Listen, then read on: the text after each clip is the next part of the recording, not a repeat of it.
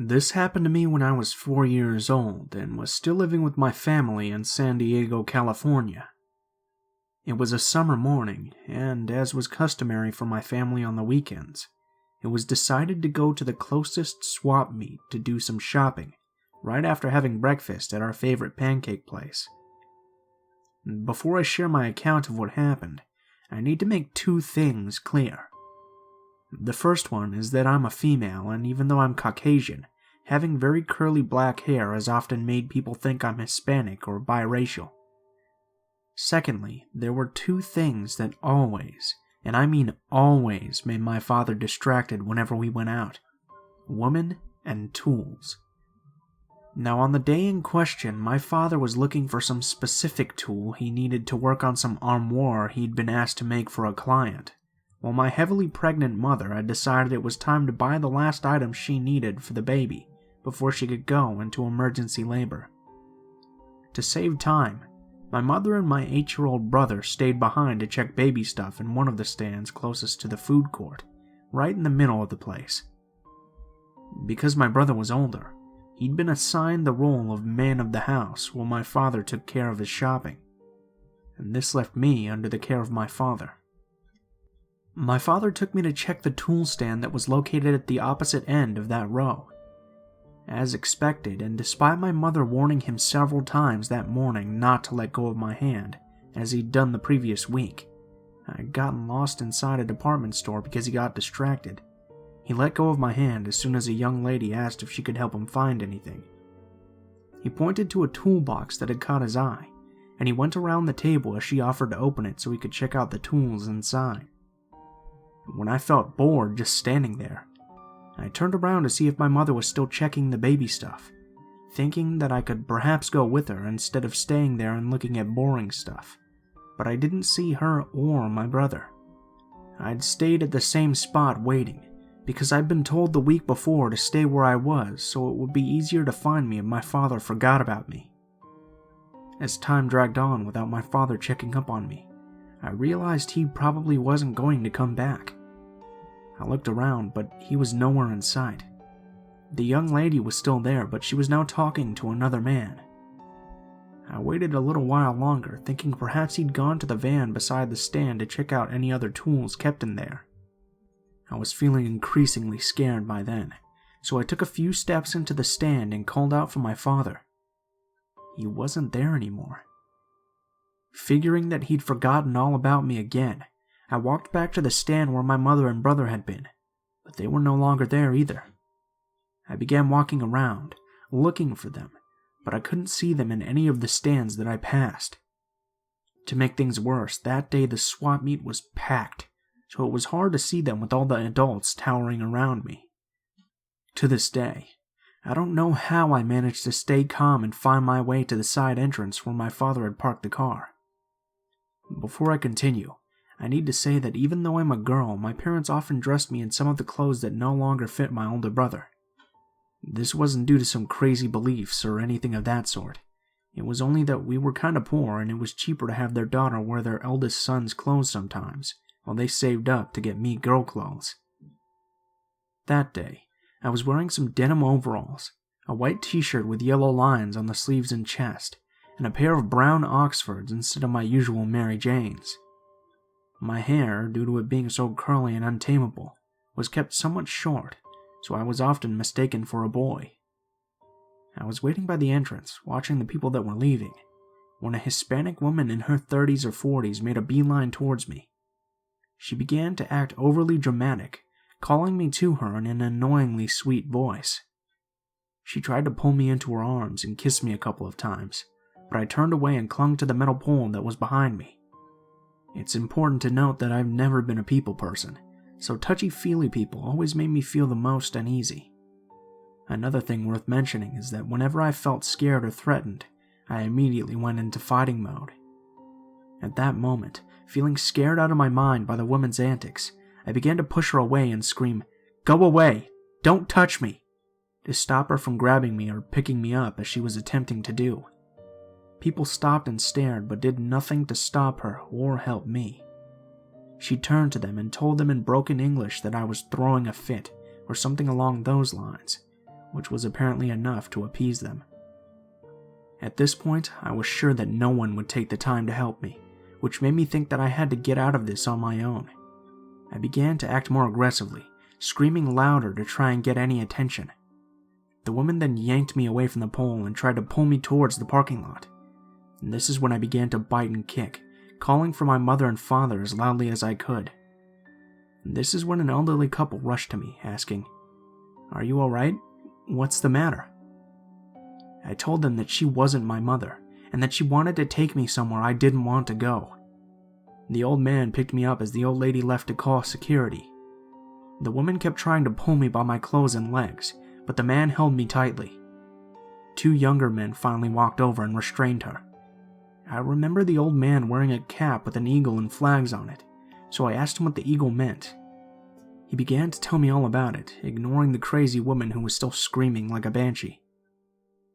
Mr. Ralph, as his name was telling me all about the medals he'd won during the war, when I heard my mother calling me, almost out of breath, somewhere behind us. I saw her rushing to us, dragging my brother along. Mr. Ralph put me down and explained everything to her. It took my father a long while to show up, popping out of nowhere, turning as white as a ghost when he saw the police officers talking to my mother and the elderly couple. My mother was furious, and gave him quite an earful for being an irresponsible shit again. My parents thanked them and the officers for their help, and we left the swap meet. The crazy Hispanic woman was put into a patrol car and taken into custody. I'm forever grateful to Miss Dottie and Mr. Ralph.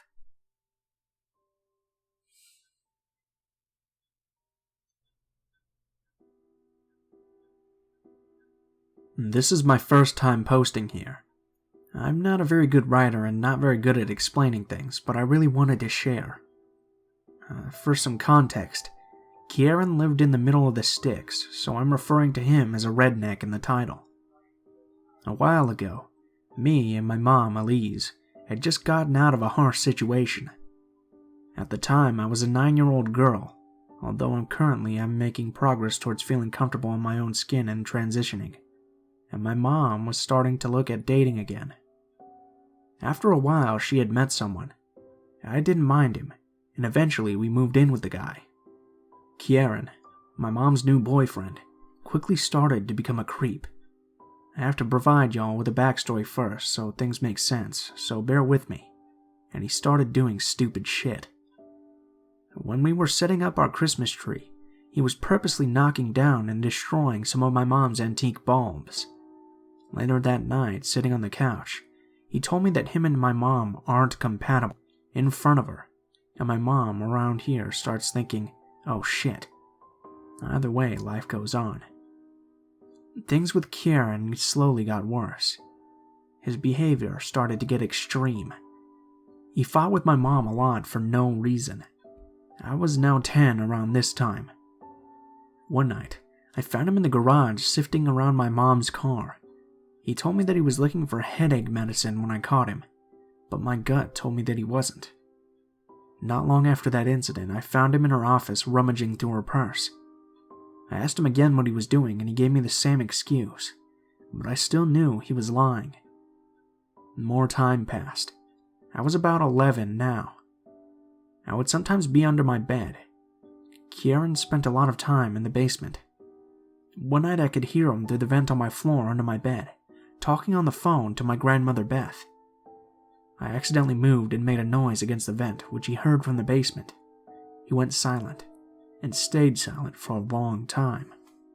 Eventually I left my room and went outside out of fear of him confronting me, but things only got worse from here. He had a friend named Tim. I got serious pedo vibes from the guy, and got vibes that he was generally shady as fuck. I never really trusted him. One night I was standing on the porch, and I heard someone step on the driveway. We had a lot of animals in the area, and a coyote pack that howled every night, but I knew the difference between a human step and an animal. I went inside, and I haven't stopped believing it was Tim. Later, I had one of my BFFs over, and we were talking around in the woods, acting like we were hunting for dragons. It was fun, until we had come on this one part of the yard. It was a small clearing surrounded by the dense forest that the property was on. Suddenly, 2 figures sped past me and my BFF, and we were both terrified. We both knew they were people, and Kieran was nowhere to be found in the house. I don't know why the fuck him and his creeper friend were running around in the woods. This was starting to become a normal occurrence anyways. He would stalk me and my mother from the forest. He would literally stand in the pool we had set up in the yard and stare into the house at us. My mother always felt him watching, and so did I. He would be a creeper up close, often coming into the bathroom when I was naked and taking a bath, giving no warning before entering. He'd make an excuse for why he was in there, look at me, and then leave. He didn't stop being a fucking psycho. He accused my mom of being a waster, and so she spitefully took a half-full gallon of milk and started pouring it down the drain. He lost his shit and violently grabbed her by the wrists and started hitting her. I was trembling watching it and screaming that I was going to call 911. I had the phone in hand. My mom told me to go to my room, and she later came to me and urged me not to call. She had her reasons, and I understood, and the cops wouldn't do shit for us. My mother was scared for my life, as well as for her own. Every day we were terrified. One day, we timed how long it took for Kieran to start complaining about shit after he got home. It took him 17 seconds, by the way. Eventually we left, and Granny Beth argued with the legal help about if we really needed to move or not. The man told her that Kieran was eventually going to kill us, and that nobody would ever find our bodies. Fast forward, and we move back to where my grandmother Beth lives, in the general area. We think that we're free from the trauma and abuse, but we were mistaken. Eventually I found out that Granny Beth had kept us in that shit situation with him. She spoon-fed him lies to make him violent towards us. She made him do things, supported him. She was angry when we got out, and she was going to express it. She is a terrifying manipulator, and I sadly found out the hard way. My aunt and uncle. My uncle would already come and randomly scream at us when we were living with Kieran, would spit at my mother and accuse her of things that aren't true. My aunt is a fucking parrot for Granny Beth. She will repeat any conversation she has with my mom back to her. And Beth will of course reward my uncle for being her white knight by paying for stainless steel appliances, a new car, 2 new tractors, and all that sort of thing. We moved in. I was now 12 and I had a bad feeling in my gut. I went downstairs and opened the basement door to see my aunt messing with the heating stuff. She started to be really sheepish when I asked what she was doing and brushed it off. Eventually she left the basement. I didn't think to snoop around with what she was doing, as I didn't know much about heating and stuff, so I ignored it. My uncle ended up calling me a little bitch, so my mom kicked him out of the house along with Beth. She was there because my uncle was putting in a new door for our house, and she of course had to supervise. But that was that. A few days later, my mom started acting really strange. She thought she was going crazy. I assure her nothing is wrong and time goes by. One night we were preparing dinner, and Mom says she smelled something weird, and somehow immediately picked out that it was a gas leak. We evacuated the house and called someone to help us. The man was very polite. He entered the basement and his CO2 detector was going nuts. We came in to find out someone had blown out the pilot light. The memory of my aunt acting sheepish in the basement came to mind, and I felt sick. I felt sick knowing that my own grandmother almost killed us and made it look like an accident, getting my own family to do her sick bidding for treats and rewards. My uncle sometimes finds my mother's social media accounts and sends her harassing texts, or he'd drive by our house. Grandma Beth would drive by our house as well. We eventually had to change our locks because she'd given the family keys to our fucking house, and we had found evidence that she had people coming in while we were gone. She called my mother, as well as me, whores, even though I was only 14. And she lied to us about the entire family. She's done so many other disgusting things, and sometimes I still think I'm a crazy person and that I'm the real bad guy. I'm a 19-year-old guy now. I've moved away, but I'll never forget what a fucking weirdo my grandmother was. I'm so glad to be out of the prison that she made my life into.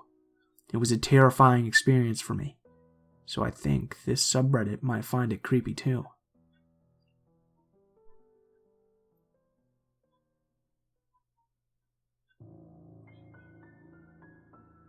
I'm a Canadian student, female in early 20s, studying in the UK, and am currently traveling home to see my family. I typically fly out of Manchester, as it's simpler to get to from northern UK where I'm living, but I found a cheap flight that leaves early tomorrow, or today I guess, in the morning that I couldn't pass up. The problem is, it takes quite a few hours to get to the airport from where I live, so I ended up having to take the train from downtown London to Gatwick Airport at 2 to 3 a.m.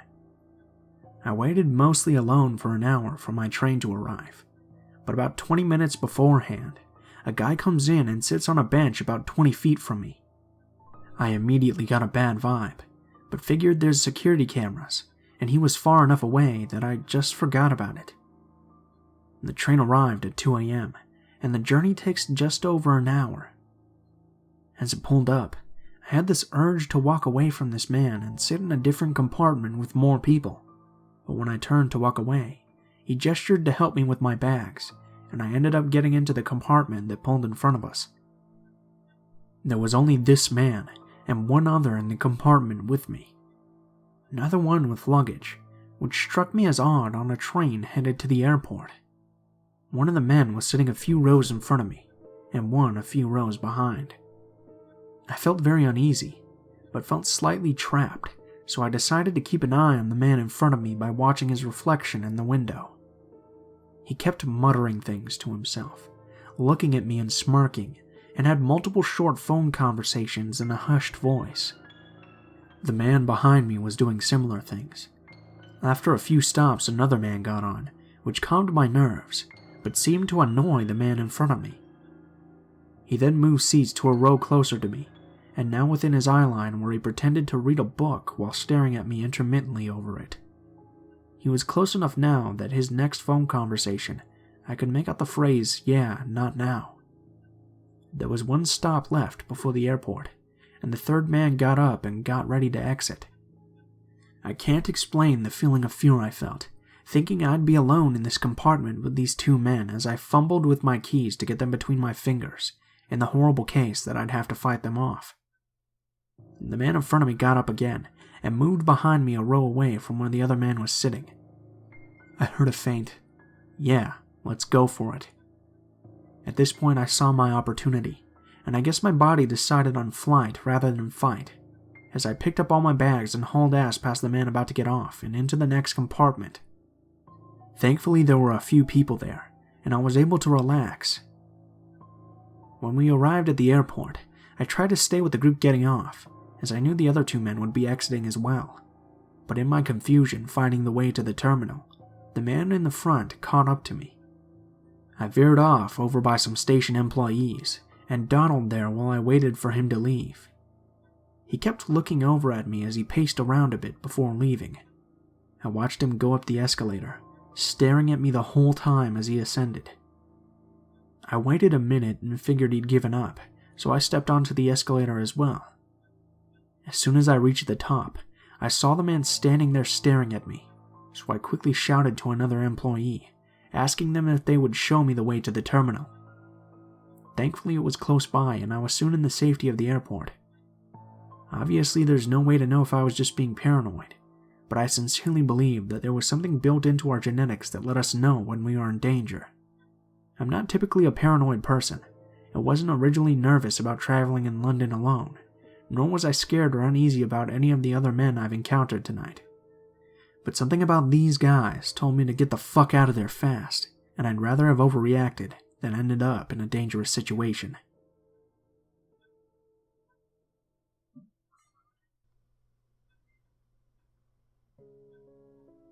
A few years back when I was in my mid-teens, I was the rebellious type, or so I thought I was.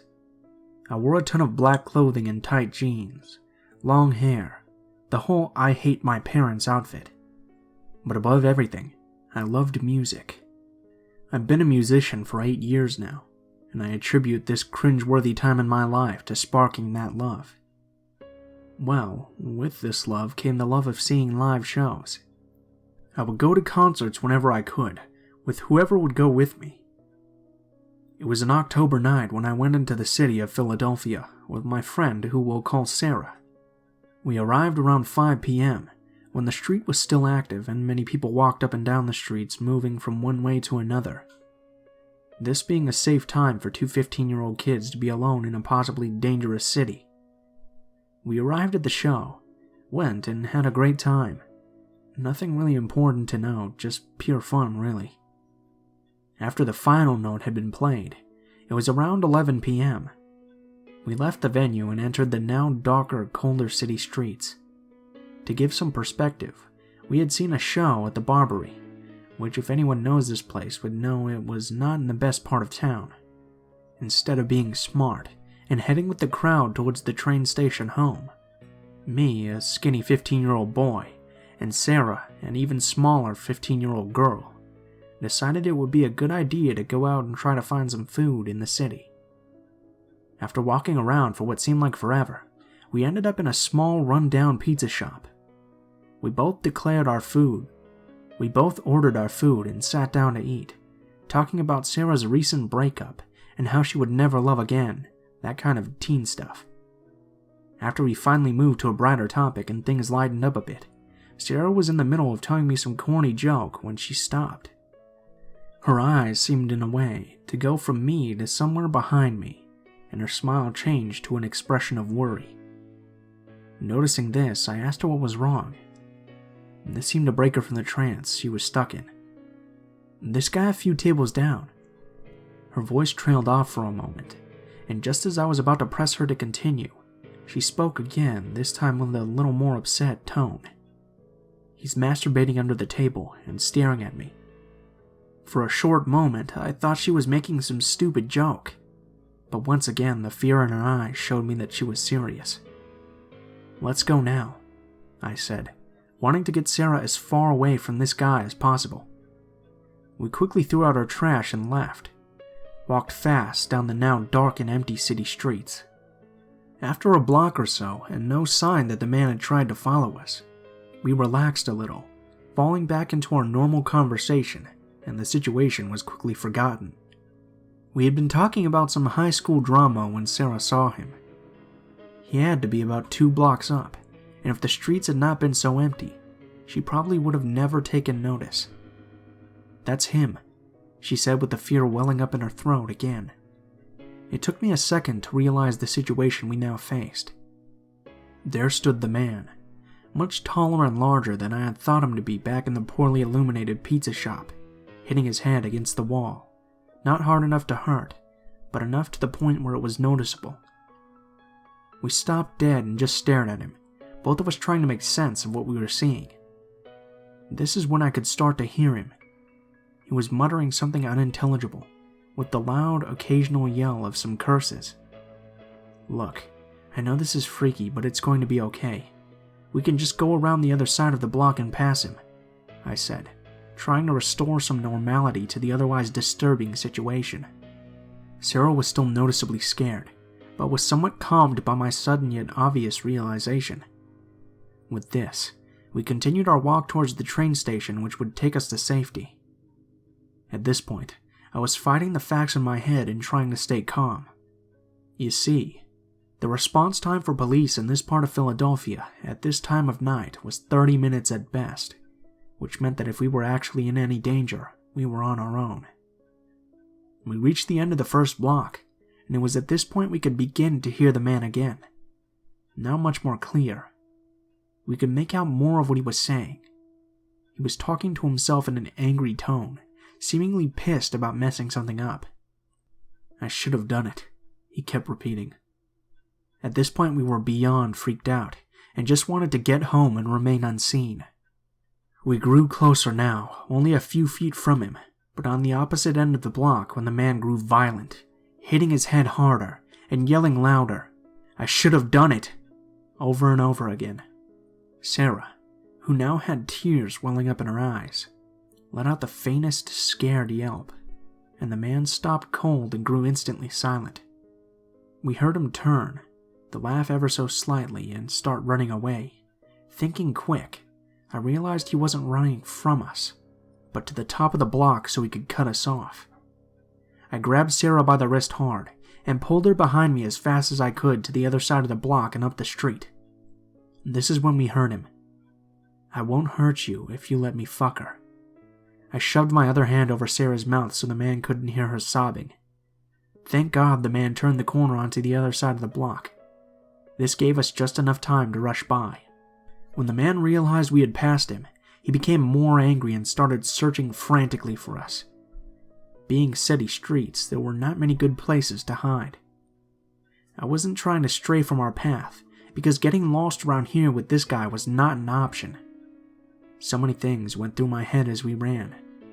Who was this guy? How did he follow us? And better yet, how did he manage to get ahead of us? We ran until we reached the train station. It was empty, and once we caught our breath, I checked the train schedule. By now, the time was 12:05, and the next train out wasn't for 30 minutes. This gave us no comfort, for this guy had found us before, and now if he found us, we would have nowhere to hide. Sarah and I stayed silent, hiding out of view as best we could. I held her in my arms, trying to calm her down. We sat alone on the flat floor. The silence turned every slight noise into the monster of a man we now hid from. Just as the train finally came into sight, there he was walking down the stairs onto our platform. We stayed hidden as we saw him get on the train. Once we knew he was on, we ran a few train cars down and sat slightly. We had 4 stops. Each one gave us time to freak ourselves out even more, wondering if he had seen us and if we would be followed off the train. At this time, as soon as I could get connection, I called my dad, telling him he needed to get to the station as soon as he could, and explained our situation. My father, being a good man, understood and in turn might have saved us. The train pulled into the station, and we booked it off and down the stairs to the bottom floor. This is when we heard the man again, now chasing us down the stairs, growing closer with every moment. We had just made it out the doors without being had by the man. When he saw my dad's car, he ran the other way.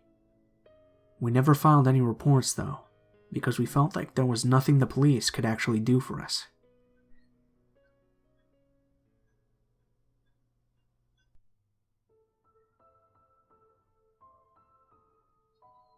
What is up, guys? Blue Spooky here, as always. I just wanted to thank you guys so much for watching, especially if you made it this far to the end of the video. If you enjoyed the video, please feel free to leave feedback in the comments below, or perhaps like, share, or subscribe if you feel so inclined.